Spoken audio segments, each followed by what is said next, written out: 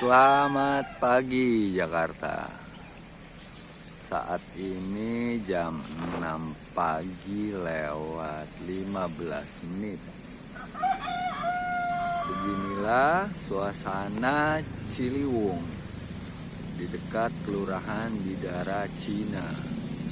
Yang di sini ada sebuah proyek penanganan banjir di Jakarta yang kita kenal dengan nama Proyek Sodetan Ciliwung. Nah, inilah dia, Proyek Sodetan Ciliwung.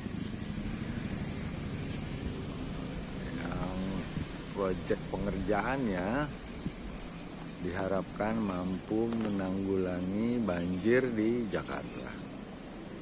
Ini sih udah 90% selesai ya. Mudah-mudahan tahun ini kita bisa lihat ini selesai dan diresmikan.